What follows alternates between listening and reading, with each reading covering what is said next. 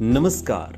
आप सुन रहे हैं द बॉलीवुड रेडियो और मैं हूं आपके साथ अनूप आकाश वर्मा। दोस्तों, ये पंजाबी नाटककार बलवंत गार्गी की किताब हसीन चेहरे का एक हिस्सा और बंजारन रेशमा की जिंदगी का एक किस्सा है।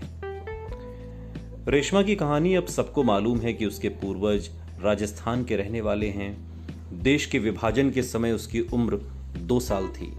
वो खेमों और काफिलों में जवान हुई। वो 21 साल की थी जब उसने अपने भाई की मन्नत मांगी। उनका काफिला हैदराबाद सिंध गया तो वो सेवण गांव में शाह कलंदर की मज़ार पर गई। वहां उसने कव्वाली गाई। कव्वाली के बोल और धुन उसने खुद ही बनाई थी और बोल थे दमादम मस्त कलंदर। इस अवसर पर श्रद्धालुओं में पाकिस्तान रेडियो के डायरेक्टर सलीम गिलानी भी मौजूद थे। सलीम गिलानी ये आवाज़ सुनकर हैरान रह गए और उन्होंने कहा कि तुम बहुत अच्छा गाती हो, क्या नाम है तुम्हारा? रेशमा ने अपना नाम बताया तो सलीम गिलानी ने पूछा, रेडियो पर गाओगी? रेशमा ने कहा, मुझे नहीं पता। गिलानी ने अपना कार्ड और पता दिया और कहा कि उसके परिवार के सभी सदस्यों का खर्च पाकिस्तान रेडियो देगा यदि वो कराची आकर रेडियो पर गाए। रेशमा ने अच्छा कहकर कार्ड अपने कुर्ते की जेब में डाला। इसके बाद उनका काफिला चल पड़ा। 2 साल के बाद घूमता घुमाता काफिला मुल्तान पहुंचा। रेशमा के अब्बा और माँ के परिवार के लोगों ने सोचा, सुना है कराची शहर बहुत सुंदर और बड़ा है, आओ चलें और शहर देखें। वो कराची आए तो रेशमा ने सलीम गिलानी का पुराना कार्ड निकालकर रेडियो का पता किया। पूछते पूछते वे लोग रेडियो देखने आ गए। वहां दरबान ने भीतर जाने से ही रोक दिया। बहुत मिन्नतें की और कहा कि उसे सलीम गिलानी ने बुलाया है। एक कर्मचारी ने पूछा, कब?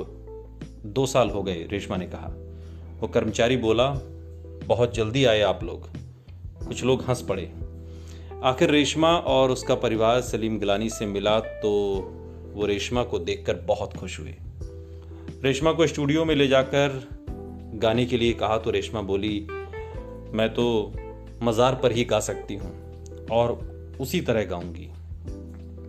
रेशमा के कई गीत रेडियो डायरेक्टर ने रिकॉर्ड कर लिए और एक फोटोग्राफर ने रेशमा की फोटो की ली। इस पर वो नाराज हो गई और अपने काफिले के साथ चली गई।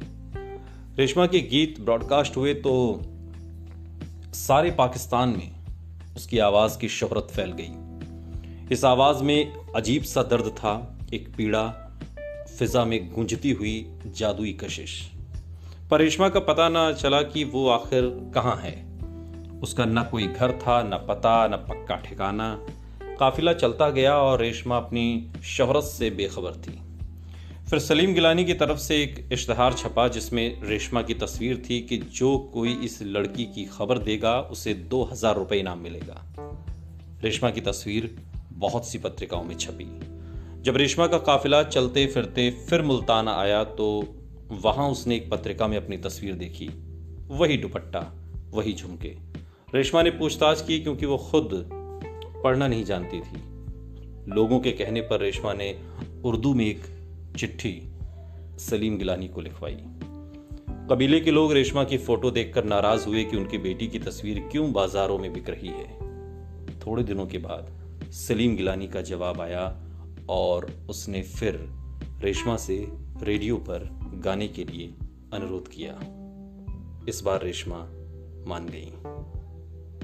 सुनते रहिए द बॉलीवुड रेडियो, सुनता है सारा इंडिया।